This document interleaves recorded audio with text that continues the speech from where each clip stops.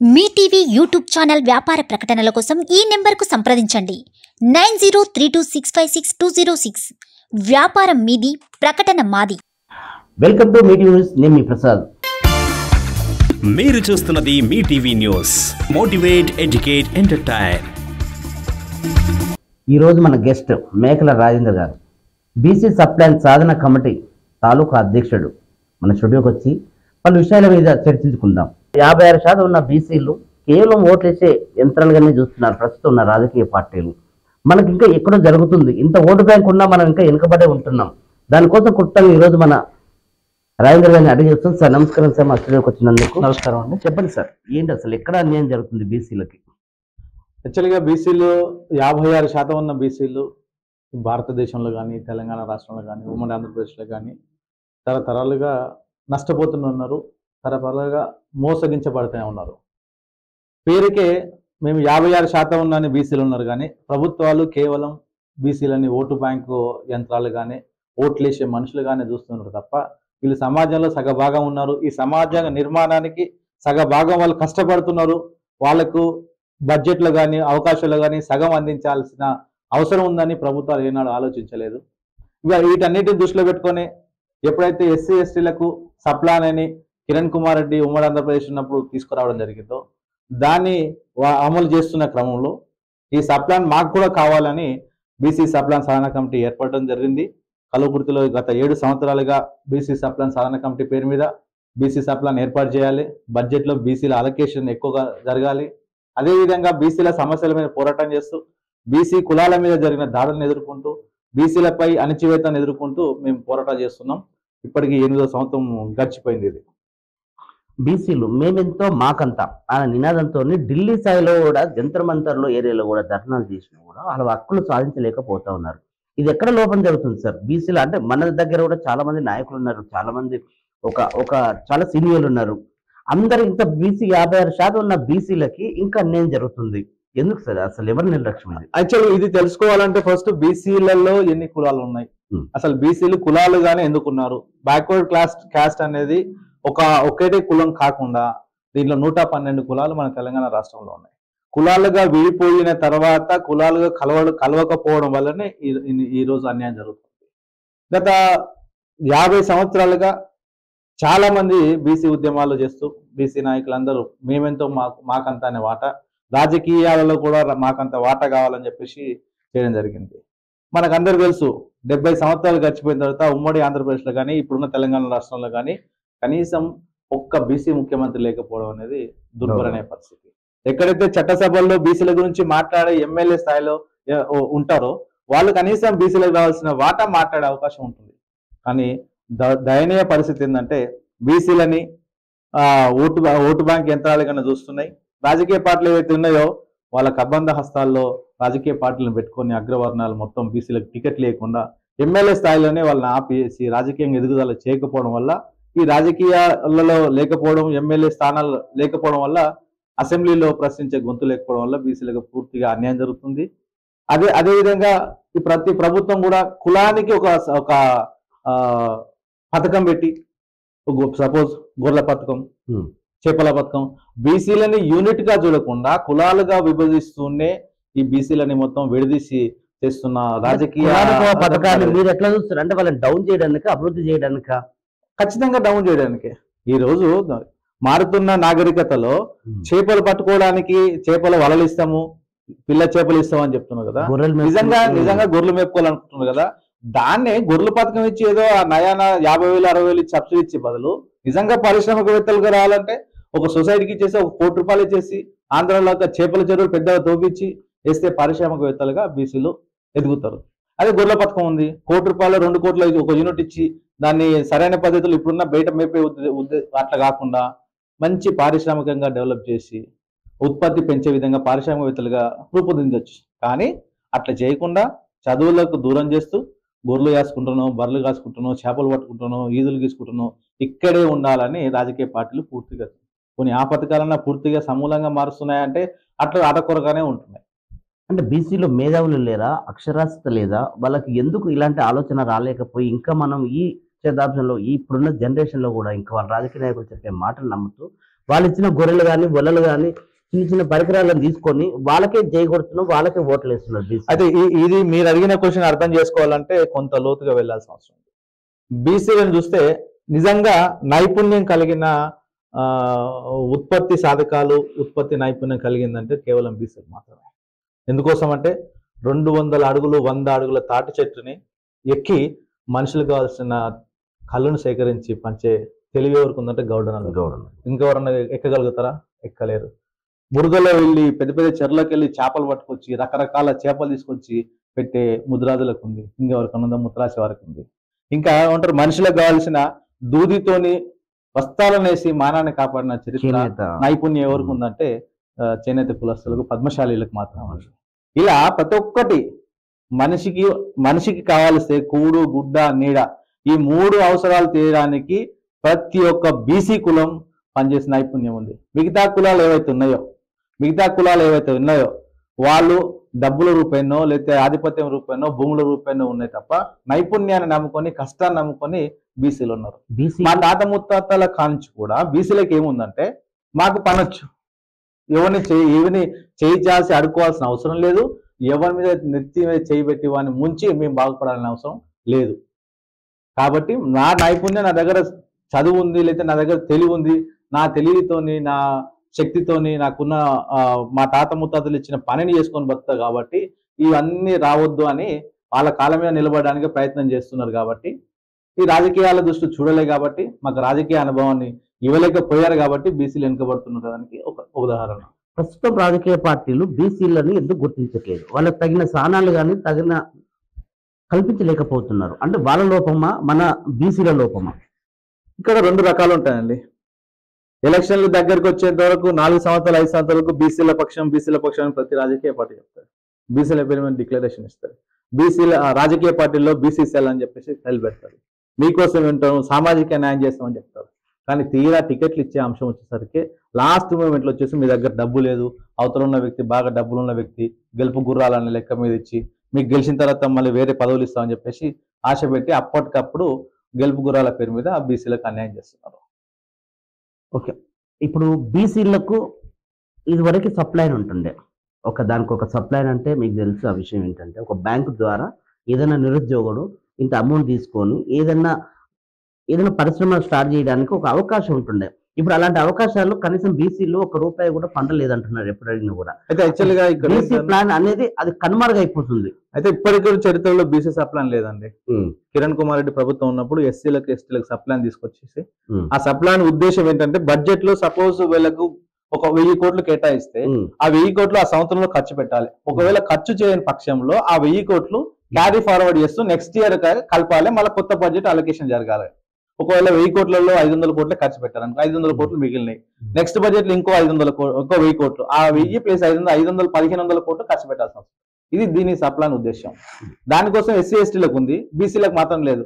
పేరుకేమో బీసీలకు బడ్జెట్ కేటాయిస్తున్నారు కానీ కేవలం ఆ బడ్జెట్ బీసీ ఉద్యోగులకు జీతాలు ఇవ్వడానికే, బీసీ సంక్షేమ శాఖలో ఉద్యోగాలు ఇవ్వడానికే అది చెప్తున్నారు. లాస్ట్ తీరా ప్రభుత్వం చివరి అంకంలో, చివరి సంవత్సరంలో మొన్న బీసీ బంద్ పెట్టినట్టు చిన్న చిన్న పథకాలు, తాత్కాలిక పథకాలు వచ్చేసి అప్లై చేసుకోంటారు కానీ ఎవరికి వేయలేకపోతున్నారు. ఇది మీరు అన్నట్టు ఇంకో అంశం ఏంటంటే, లోన్లు ఇస్తలేరు అని చెప్పేసి. అది మనకు దాంట్లో బడ్జెట్ చూస్తేనే తెలిసిపోతుంది. సపోజ్ ఫర్ ఎగ్జాంపుల్ నేను దగ్గర కొన్ని అంశాలు ఉన్నాయన్నమాట. 2013-14 సంవత్సరంలో ఉమ్మడి ఆంధ్రప్రదేశ్ లో బీసీలకు కేటాయించింది మొత్తం 4027 కోట్లు మాత్రమే. మొత్తం బడ్జెట్ ఎంత? 1,61,000 కోట్లకి 4027 కోట్లు మాత్రమే. అంటే దాదాపుగా 2% కేటాయించింది బీసీలకి 2%. సరే, సబ్బండ వర్గాలు తెలంగాణ వస్తే, సామాజిక తెలంగాణ వస్తుంది, ఈ తెలంగాణలో బడ్జెట్ ఎక్కువగా ఉంది, తెలంగాణ కోసం ఎంతో మంది బలిదానాలు చేసినాం, దాంట్లో బీసీలే అతి ఎక్కువగా ఉద్యమం చేసింది, ఉపాధి కోల్పోయింది, ప్రాణాలను ఇచ్చింది, ఆత్మ బలిదానం ఇచ్చింది. అమర్లైన్ మొత్తం బీసీల వాటానే. సిద్ధార్థ కథ, జయశంకర్ సార్ నుంచి మొదలుకుంటే, శ్రీకాంతాచారి మొదలుకుంటే, యాదవ్ కాంచి మొదలుకుంటే చాలా మంది ఉన్నారు. కానిస్టేబుల్ కిష్ట ఇట్లాంటి వాళ్ళు ఉన్నారు. కానీ తెలంగాణ వచ్చిన తర్వాత చూస్తే 2014-15 తెలంగాణ మొట్టమొదటి బడ్జెట్ చూస్తే 1,637 కోట్లు బడ్జెట్ ఉంటే కేవలం ఇచ్చింది 2,020 కోట్లు మాత్రమే. అంటే దాదాపు 2% కన్నా తక్కువ ఇచ్చారు. ఇంకా అప్పుడు ఏమన్నారు, ఇప్పుడే తెలంగాణ సాధించుకున్నాం కదా, తెలంగాణ సాధించుకున్న నీళ్లు నిధులు అనేది ఇంపార్టెంట్ కాబట్టి దాని మీద పెడతాం, తర్వాత మీకు అందరికి వస్తాయని చెప్పేసి ఏదో నమ్మబలికి. సార్ మీరు చెప్పండి, 56% ఉన్న వాళ్ళకి కేవలం 2% బడ్జెట్ కేటాయిస్తే బీసీలకు న్యాయం జరిగినట్టేనా? అదే 100% జరుగుతలేదు, మేము అదే మొత్తుకుంటున్నామండి. ఇప్పుడు అసెంబ్లీలో బీసీల గురించి ఓవరాల్ గా మాట్లాడాలి, ఎవరు మాట్లాడాలి? బీసీ నాయకులు, బీసీ ఎమ్మెల్యేలు మాట్లాడాలి. ఆ ఎమ్మెల్యేల పరిస్థితి ఏంది?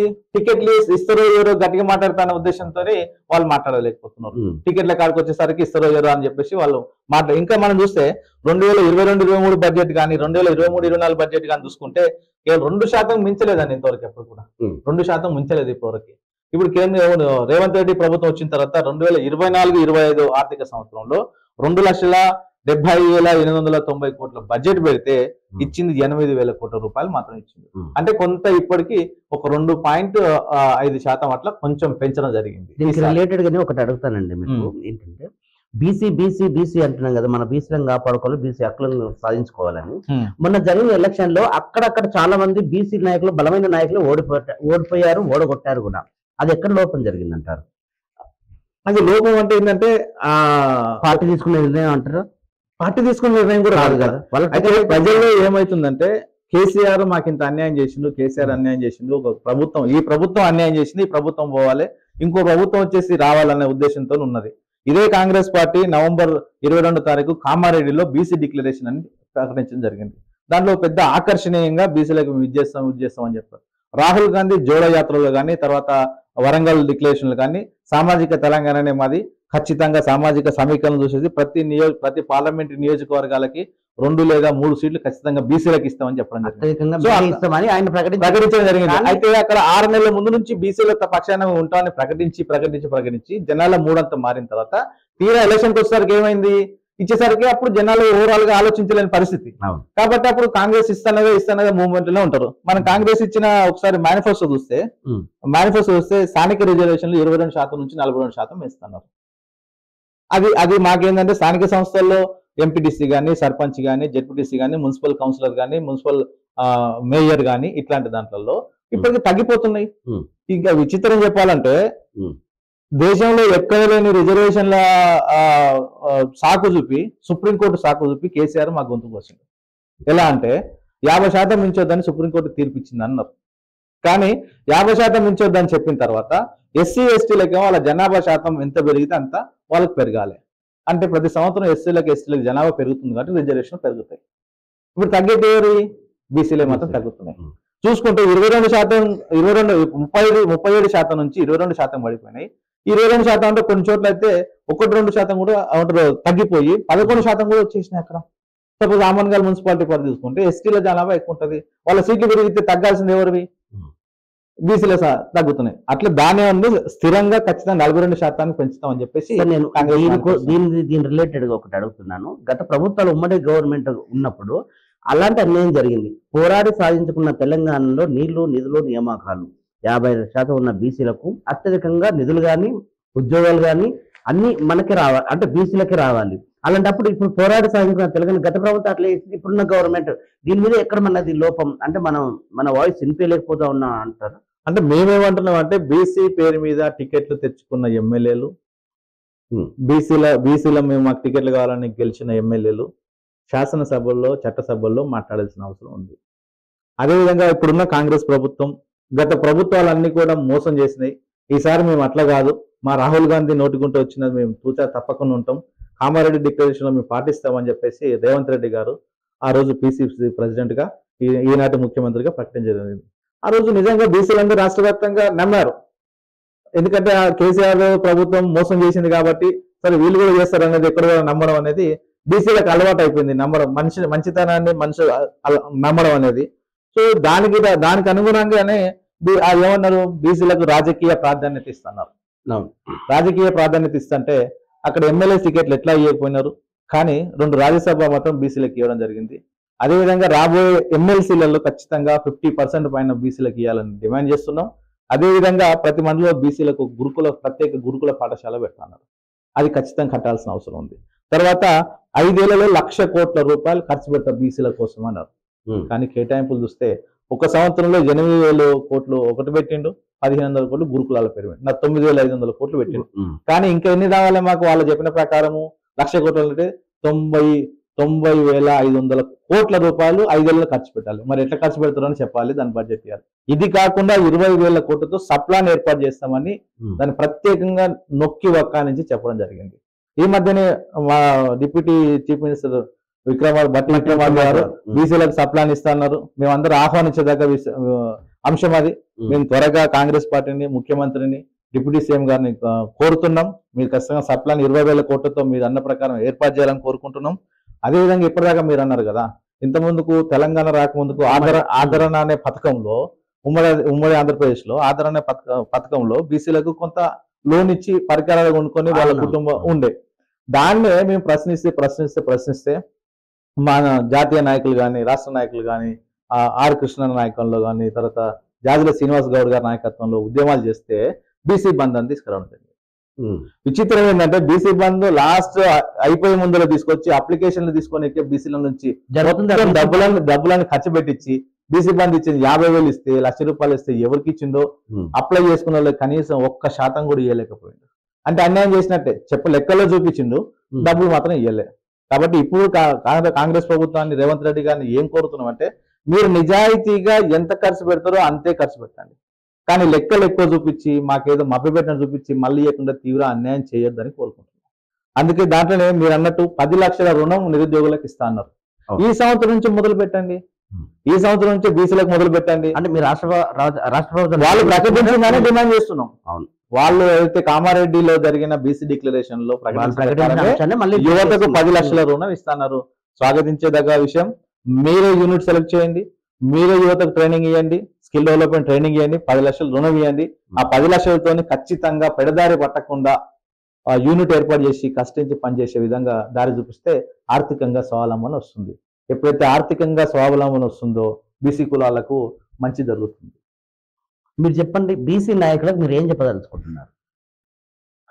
బీసీ నాయకులకు నేను చెప్పేది ఏం లేదు, వాళ్ళందరూ తెలుసు ఆల్రెడీ. మరి కానీ ఏమవుతుందంటే ఈసారి టికెట్లు ఇవ్వడానికనే అడిగి పార్లమెంట్ నియోజకవర్గానికి కొన్ని ఇస్తాను కాంగ్రెస్ పార్టీ, టీఆర్ఎస్ పార్టీ అయితే ఇక్కడ గెలుపు గురాలని చెప్పేసి వాళ్ళు చెప్పడం. ఇప్పుడు ఏమైనా గట్టిగా మాట్లాడి గెలిచిన ఎమ్మెల్యేలు మాట్లాడితే టికెట్ ఇస్తాడో, నెక్స్ట్ టైం టికెట్ ఇస్తాడో అన్న భయంతో ఉంది. టికెట్ రాసించిన నాయకులు ఇప్పుడు మాట్లాడితే ఇంకా టికెట్ ఇప్పుడు ముందే కట్ చేస్తాడన్న ఆశ ఉంది ఒకటి. అయితే బీసీ నాయకులకు అంటే మీ ద్వారా బీసీ నాయకులకు అందరికీ తెలియజేయడం అనగా, మీరు ఇక్కడైనా ఎలక్షన్లు ఇంకో 5 ఏళ్ళు ఉన్నాయి కాబట్టి ఇప్పుడైనా ఇంకా 5 ఏళ్ల తర్వాత మన ఎలక్షన్ కోసం కొట్లాడదాం. ఇప్పటికైనా మీరు రాజకీయంగా నిలదొక్కోవాలంటే బీసీలని కనీసము బీసీ కులాలలో పుట్టినందుకు బీసీలని చైతన్యపరచాలి. ఎంత ఘోరం అండి! ఈరోజు వార్డు మెంబర్ కూడా కాలేని కులాలు 22 కులాలు ఉన్నామండి. ఇంకా చెప్పాలంటే ఎస్సీల కన్నా ఆర్థికంగా చాలా వెనుకబడ్డ కులాలు బీసీలలో ఉన్నాయి. ఒక పాములోలు తీసుకోండి, ఒక పూసలోలు తీసుకోండి, ఒక తాళాలోలు తీసుకోండి, కలుపుతగా ఉంటారు. గంగిరెద్దులలో కూడా అండి, మందులలో కూడా అండి. వీళ్ళు యాచక వృత్తి చేస్తూ, భిక్షాటన చేస్తూ సంచార జీవనం సాగిస్తే వాళ్ళకు బీసీ కుల సర్టిఫికేట్ కూడా ఇవ్వలేని దుస్థితిలో తెలంగాణ ఈ ప్రభుత్వాలు ఉన్నాయి 70 ఏళ్ళ తర్వాత. ఈ నాయకులు చూస్తూ మరి ఇంత ఎందుకోసం జరుగుతుందంటే వాళ్ళ సంఖ్య తక్కువ, మెజారిటీ సంఖ్య. ఇప్పుడు రాజకీయాలన్నీ కూడా జనాభా ప్రాతిపదికన ఎవరైతే సంఖ్య ఎక్కువ ఉంటుందో, వాళ్ళకి అవసరం ఉంటుందో వాళ్ళ పక్షాన ఉంటున్నారు. కాబట్టి నేనేం కోరుతున్నా, ఈ మన మీ న్యూస్ టీవీ ద్వారా బీసీ నాయకులు అని చెప్పుకునే వారందరూ కూడా సంఖ్యనే కాదు, బీసీ కులాలలో పుట్టినందుకు కనీసం సంచార జాతులు ఏమున్నాయి, వాళ్లకు బీసీ పథకాలు ఏం అందించాలి, ఎట్లా అభివృద్ధి తీసుకురావాలని చెప్పేసి ఆలోచించాల్సిన అవసరం ఉంది. కేసీఆర్ ప్రభుత్వం ఎంబీసీ అని తీసుకొచ్చింది, మోస్ట్ బ్యాక్వర్డ్ క్లాసెస్ కోసం తీసుకొచ్చి కార్పొరేషన్ పెట్టింది, 1000 కోట్లు కేటాయించింది. కానీ 1000 కోట్లలో కనీసం ఒక్క రూపాయి కూడా విడుదల చేయకుండా ఆఫీస్ ఖర్చులకు మాత్రం తీసుకొని పంపించిన చరిత్ర ప్రభుత్వం. బీసీలకు బీసీ భవన్ ఏర్పాటు శంకుస్థాపన చేసింది బంజారా హిల్స్ లో. ఒక్క బీసీ అని కాదు, దాదాపుగా పద్మశాలీలకి, గౌడ్ కులస్తులకి, ముద్రాజ్ కులస్తులకి, మున్నూరు కాపు కులస్తులకి, పెరిక కులస్తులకి ఇట్లాంటి వాటికి కేటాయింపులు చేయడం జరిగింది. కేటాయింపులు చేయించినంత మాత్రమే కదా నిధులు సక్రమంగా రిలీజ్ చేయాలి కదా. ఇక్కడే ఇంకొక రాజకీయ పార్టీలు చేసే ఒకటి మనం దురాలోచన చూడాలి. ఇక్కడ ఏదైతే కుల సంఘం రాష్ట్ర స్థాయిలో కుల సంఘం బలంగా ఉంటుందో ఆ దాంట్లోనే రాజకీయాల కోసం కుల సంఘం 2-3 విభాగాలుగా విడగొట్టి వాళ్ళ కొట్లాడకుండా చేసి అసలు సమస్యని బీసీ సంఘాలు మాట్లాడకుండా చేసే చరిత్ర ఈ రాజకీయ పార్టీలో ఉంది. సార్ చెప్పండి సార్, బీసీలో యువకుల రాజకీయ ఆర్థిక పరిస్థితి ఎలా ఉంటుంది, ఏంటి సార్ వాళ్ళ భవిష్యత్తు? ముఖ్యంగా చెప్పాలంటే ఫస్ట్ మేమందరం కోరుకునేది బీసీలని చైతన్యపరుస్తూ రాజకీయంగా ఆర్థికంగా ఎదగాలంటే వాళ్ళు విద్యాపరంగా ఎదగాలి. ఎప్పుడైతే బీసీలని చదువులకు దూరం అయిపోతున్నారో వాళ్ళకు విచక్షణ ఆలోచన శక్తి కోల్పోతుంది. మనం ముఖ్యంగా ఈ రాజకీయ పార్టీలో ఇచ్చిన ఎలక్షన్లో చూస్తే ప్రతి ఒక్క బీసీ విద్యార్థి కానీ బీసీ నాయకులు కానీ ఏదో ఒక నాయకులు లీడర్గా ఎదగకపోవడానికి వాళ్ళ వెంబడి తిరగడం, వాళ్ళకు చిన్న చిన్న రాజకీయ అంటే ఆర్థిక అవసరాల కోసం రాజకీయాలకు బలైపోతున్నారు. కాబట్టి ముఖ్యంగా ప్రభుత్వం చిత్తశుద్ధితో బీసీలని పైకి తీసుకురావాలనుకుంటే విద్యాపరంగా బీసీలను మేల్కొల్పాలి ఒకటి. అదేవిధంగా నైపుణ్యంతో కూడిన ఉపాధి ఖచ్చితంగా చూపించాలి. నైపుణ్యంతో ఉపాధి వస్తే స్వయం లాభాన్ని ఆర్థికంగా సాధిస్తే అప్పుడు బీసీలు ఎదుగుతారు.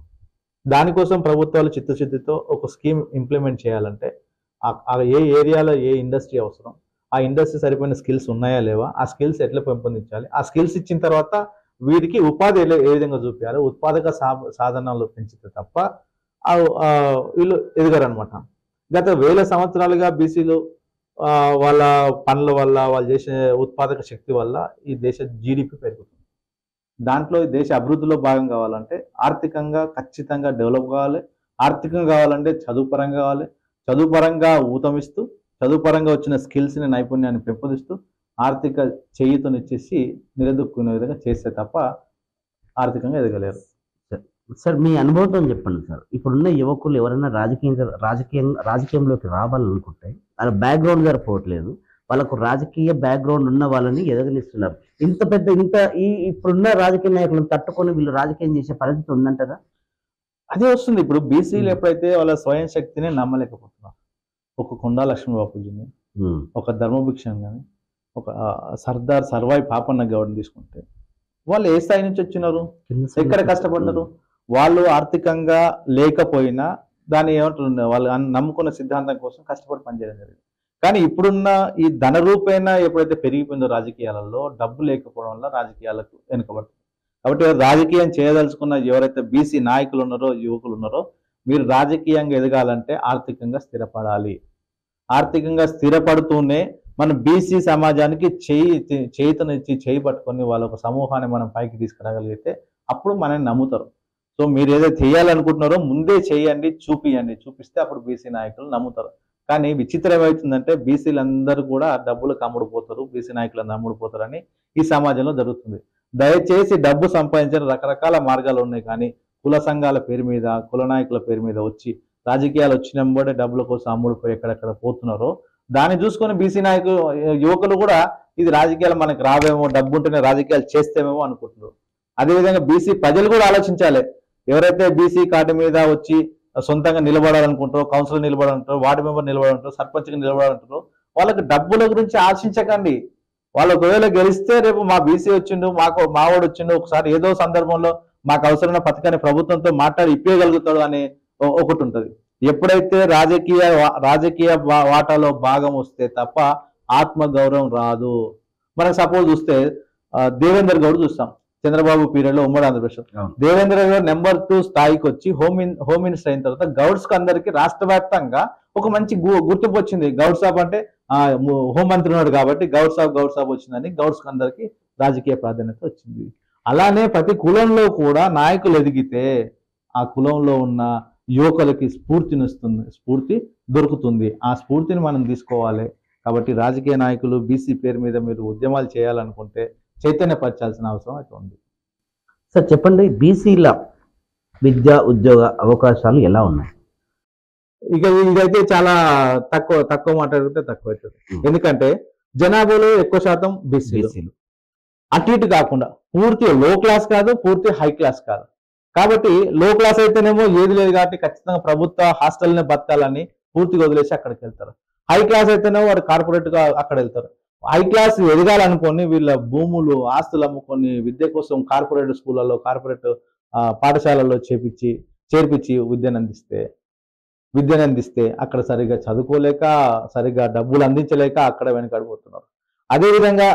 అదేవిధంగా చదువుకున్న చదువుకు ప్రభుత్వాలు ఉపాధి కల్పించలేకపోవడం వల్ల ప్రభుత్వ ఉద్యోగం వస్తేనే బాగుపడతాను ఉద్యోగం కోసం చేస్తే ఈరోజు అశోక్ నగర్ చూస్తే దాంట్లో ఉండే 1000 మంది నిరుద్యోగులలో దాదాపు 800 మంది నిరుద్యోగులు బీసీలే ఉన్నారు. బీసీ హాస్టల్లో అశోక్ నగర్ లో కోచింగ్ సెంటర్ల ప్రభుత్వ ఉద్యోగాల కోసం, ప్రభుత్వ ఉద్యోగాల కోసమే చూస్తూ వీళ్ళ 800 మంది అక్కడికి వెళ్ళి ఉద్యోగాల కోసమే రాలేదని ఓయూ క్యాంపస్ లో ఉద్యమాలు చేసుకుంటూ తిరిగి వాళ్ళ జీవితం అంతా నాశనం చేసుకునే పరిస్థితి వస్తుంది.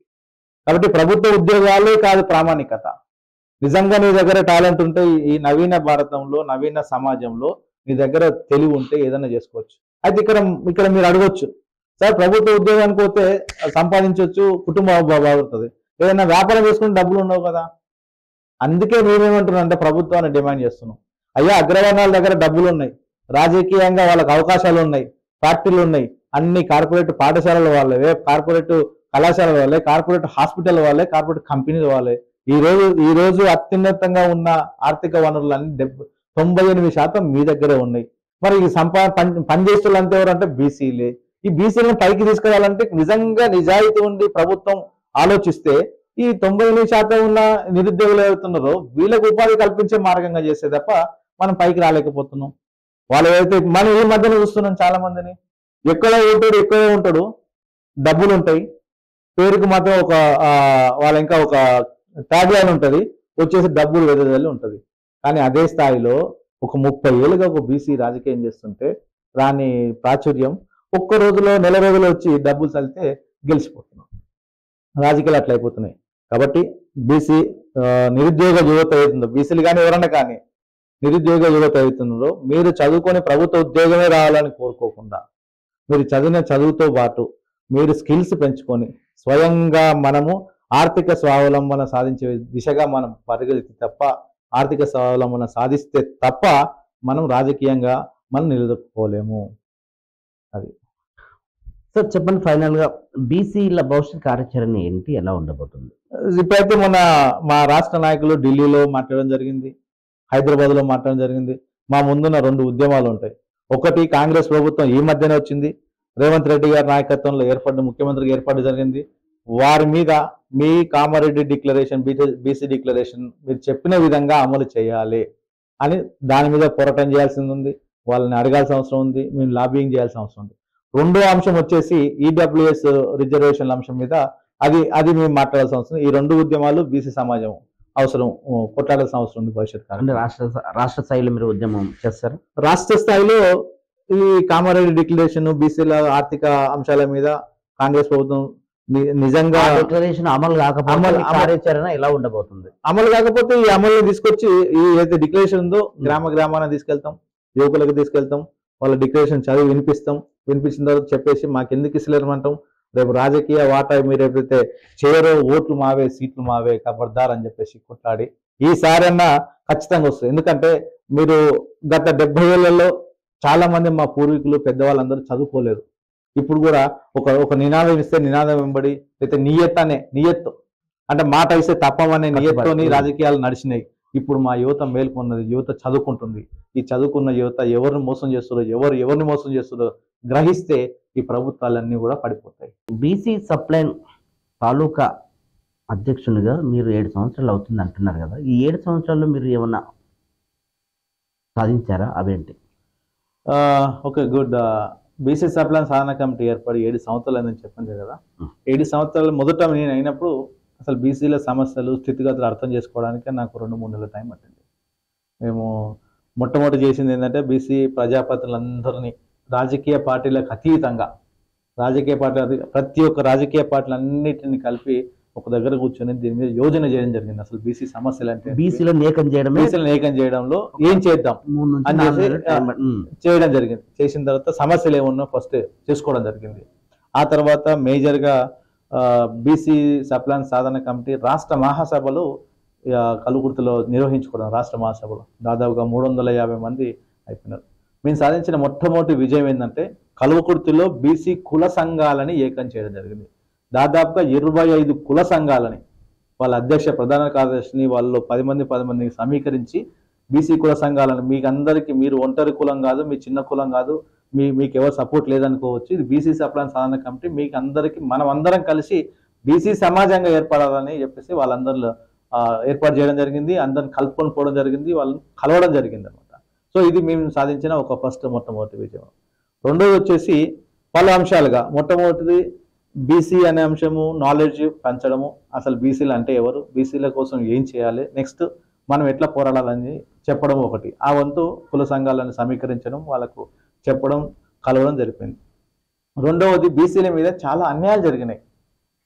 ఫర్ ఎగ్జాంపుల్ చూస్తే బీసీలను కులాల పేరుతో తిట్టడం, కులాల పేరుతో అంటే ఒక వడ్రంగి కులం అంటే ఒడ్లోడా, ఇట్లా కులాల పేరుతో బీసీలని చులకన చూడడము, తిట్టడము, ఇట్లాంటి వాటిని మేము ఎక్కడికక్కడ నిరోధించడం జరిగింది.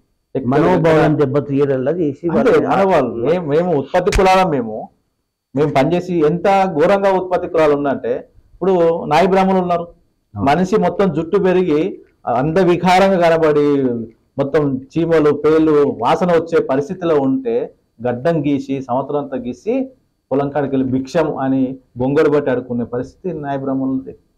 సార్ ఇప్పటికీ అట్లాంటి పరిస్థితులు ఇప్పటికీ గ్రామాల్లో కొంత మారింది. ఇంకా విచిత్రం చెప్పాలంటే సాకలోళ్ళు ఉంటారు, రజక సోదరులు ఉంటారు, వాళ్ళు మురికి బట్టలని, మనం కూడా ముట్టుకోలేని మురికి బట్టల్ని వాసన వస్తే తీసుకెళ్లి ఆ కాలంలో సౌడేసి క్రిములు పోకపోతే ఉడకబెట్టి మల్లె పువ్వులా తీసుకొచ్చి ఎవరింటికాని తెచ్చినా వాళ్ళ బట్టలు వాళ్ళకే ఇచ్చి తీసుకొస్తే ఇంటి ముందర కొన్ని కులాలు సాకలలో ఇంటి ముందు వస్తారని చెప్పేసి ఆ బట్టల మీద కొన్ని నీళ్ళు మంత్రం ఇచ్చి లోపల తీసుకుపోయి పెట్టుకుంటాం. అంత మంత్రం వచ్చే పరిస్థితి లోపల తీసుకోవచ్చు కదా. అట్లా చాలా చాలా జరిగినాయి. అట్లా కులాల పేరు మీద తిట్టడము, కులాలని సామెతలుగా వాడడము, అది నిరోధించడం జరిగింది. రెండోది బీసీ యువకుల మీద గుంటూరులోనైతేమి, ఎంగపల్లి అయితేనేమి, తిమ్మరాజపల్లి అయితేమి, కలుపురు చాలా మంది దాడులు జరిగినాయి. ఆ దాడుల్ని మేమందరం బీసీ నాయకులు అందరిని కలుపుకొని, నేను ఒక్కనంటే నేను కేవలం అధ్యక్షుని మాత్రమే కానీ బీసీల అన్ని రాజకీయ పార్టీలు కుల సంఘాల నాయకులు దాదాపు 50 మంది ఎప్పుడంటే అప్పుడు పోలీస్ స్టేషన్కి వచ్చి మాట్లాడి నిరోధించడం జరిగింది. అవి మేము సాధించిన విజయాలన్నీ. మూడవది వచ్చేసి బీసీలను రాజకీయ ప్రాధాన్యత కావాలని చెప్పేసి బీసీలను ఓటు బ్యాంక్ గా చూసే పరిస్థితి నుంచి మేమే ఓట్లు వేస్తాం, మేమే గెలిపించుకుంటాం అనే పరిస్థితి తీసుకురావడం. ఇది బీసీ సప్లాన్ సమూలంగా స్థూలంగా తీసుకొచ్చిన మార్పులు ఇవి. ఈరోజు బీసీ సమస్యల మీద ఇంకో చెప్తా, అధికారుల మీద కూడా దాడి జరిగిందండి. బీసీ అధికారుల మీద కింది స్థాయి వేరే కులము ఉంటే వాళ్ళు కూడా దాడి చేయడం జరిగింది. అక్కడ కూడా వెళ్ళాం. పేర్లు ఒక్కొక్క డిపార్ట్మెంట్, ఆర్టీసీ డిపోలు అయితేంది, కరెంట్ డిపార్ట్మెంట్లు అయితేంది, ఇంకా చెప్పాలంటే డిపార్ట్మెంట్ లో కూడా జరిగిన అట్లాంటి అక్కడ కూడా మేము పోరాటం జరిగింది. ఖబర్దార్ బీసీ ఉద్యోగుల మీద దాడి జరిగితే బీసీ సప్లాన్ ఉంటుందని చెప్పేసి వాళ్ళకు కూడా మద్దతు నిలవ జరిగింది. చాలా స్కాలర్షిప్ల కోసం ఉద్యమం జరిగింది. ఇది చాలా మేము సాధించిన కొన్ని విజయాలు మాత్రమే. అవన్నీ పేపర్లో రోజు కనబడతాయి. దాదాపుగా రోజు ఒక పేపర్ స్టేట్మెంట్ వచ్చేది. అదొక్కటే కాదు, కులాల మీద దాడులు కానీ ప్రతిదిగా పేపర్లు రావడం జరిగింది. రిపోర్టర్లు కూడా అందరు బాగా సహకరించారు మాకు అందరు కూడా. ఎందుకంటే ఈ నిజమైన సమస్య బీసీలలో ఉంది కాబట్టి. ఇంకొక అంశం ఏంటంటే రెవెన్యూ డివిజన్ ఉద్యమం సాధించడానికి అతి ముందుండి పోరాడి 52 రోజులు బీసీ సప్లాన్ వేదికగా మేము రెవెన్యూ డివిజన్ వేదికగా కూర్చొని 52 రోజులు ఉద్యమం చేసి సాధించడం జరిగింది. బీసీ గురుకులాల స్థాపన కోసం ప్రభుత్వంతో పోరాటం చేసి 117 గురుకులాలు కొత్తగా ఏర్పాటు చేయించడం జరిగింది. అది కూడా బీసీ సప్లాన్ సాధించిన విజయాలు. ఇంకేదైనా విద్యార్థులు కానీ కళాశాలకు సంబంధించిన ఏమైనా ఉద్యమాలు చేశారా మీరు? మొట్టమొదటిగా అసలు బీసీల అంటే అర్థం చేసుకోవాలనే ఉద్దేశంతో ప్రతి కళాశాల పాఠశాలలో జ్యోతిబా పూలే జయంతి కార్యక్రమం చేయడం కానీ, సావిత్రిబాయి పూలే జయంతి చేయడం కానీ, వారికి వ్యాసరచన పోటీలు పెట్టడం కానీ, ఈ దేశం కోసము చదువుకు నిరాకరించబడిన సమాజం కోసము తన జీవితాన్ని త్యాగం చేసిన జ్యోతిబా పూలే, మొట్టమొదటి చదువుల తల్లిగా సావిత్రిబాయి పూలే చేసిన త్యాగము వారిని స్మరించుకుంటూ ప్రతి పాఠశాలలో, ప్రతి కళాశాలలో, ప్రతి హాస్టల్లో మేము జయంతి కార్యక్రమం, వర్ధంతి కార్యక్రమం నిర్వహించడం జరిగింది. అదేవిధంగా మహనీయుల కార్యక్రమాలు, ప్రతి బీసీ కుల మహనీయుల కార్యక్రమాలు మొత్తం కూడా స్థానిక జేఏసీ దగ్గర ప్రతి సంవత్సరం ప్రతిరోజు వాళ్ళ జయంతి వర్ధంతి నిర్వహించి అసలు వాళ్ళ చరిత్ర మొత్తం సమాజానికి తెలిసే విధంగా చేయడం జరిగింది. ఇంకొకటి అంశం ఏంటంటే బీసీ గురుకుల కళాశాల ఇక్కడ ఉండే అది కొంత రాజకీయ ఆర్థిక అవసరాల కోసం లేదా వాళ్ళ సొంత లాభం కోసం పక్కనున్న దేవరకొండ కాలేజ్ అక్కడికి షిఫ్ట్ చేయాలనుకున్నాం. బీసీ సప్లాన్ సాధన కమిటీ పేరు మీద అందరు నాయకుల పెద్ద నాయకులు అందరితో కలుపుకొని 15 రోజులు ఉద్యమం చేస్తే ఈ రోజు ఆ కాలేజ్ ఇక్కడే ఉన్నది. సిబిఎం కాలేజ్ బిల్డింగ్ లో ఉంది. దాదాపుగా 1000 మంది విద్యార్థులు అక్కడ చదువుకుంటున్నారు. అది కాలేజీకి ఒక మణిహారంలో ఉంది. దానివల్ల పరోక్షంగా దాదాపు 100 మందికి ఉపాధి దొరుకుతుంది. అది మేము సాధించిన విజయం. బీసీ నాయకులందరూ కలిసి సాధించుకున్న కళాశాలని ఈ రోజు ఇక్కడే ఉంచుకోవడం జరిగింది. స్టూడెంట్స్ కానీ మన ప్రాంత వాసులు కానీ ఇలా 100% అవునండి. ఓకే అండి, థ్యాంక్ యూ సో మచ్ అండి. మీ అమూల్యమైన సమాచారం, మీ అమూల్యమైన పలు సమస్యల మీద సుదీర్ఘంగా చర్చ చేసి బీసీలకు అందించినందుకు థ్యాంక్ యూ సో మచ్ అండి. మేమెంతో మాకంతా అని నిందనే కాకుండా మేమెంతో మాకంతా ఇవ్వాల్సిందే. 56% ఉన్న బీసీలకి గత ప్రభుత్వాలు ఏం చేస్తావో పక్కన పెడితే ఈ వచ్చే ప్రభుత్వాలన్నీ మాకు న్యాయం చేస్తాయని మన మేకల రాజేంద్ర గారు బీసీ సప్లై కల్వకుర్తి తాలూకా అధ్యక్షుడు ఈరోజు ఆయన పలు విషయాల మీద చర్చించడం జరిగింది. చూస్తూనే ఉండండి మీటింగ్. మళ్ళీ వచ్చే వారం మరో గెస్ట్ మరో ఒక అంశం మీద మళ్ళీ డిబేట్ పెట్టుకుందాం. Thank you so much. నమస్కారం. అన్ని రకాల సమస్యలని మొత్తం అందరికీ తెలియజేస్తుంది. ప్రజల్లో ఒక అవేర్నెస్ తీసుకురావాలి. అన్ని రకాల మీ టీవీ అనేది అందరి టీవీ లాగా ఉండాలి. మీరు చూస్తున్నది Mee TV news. Motivate, educate, entertain.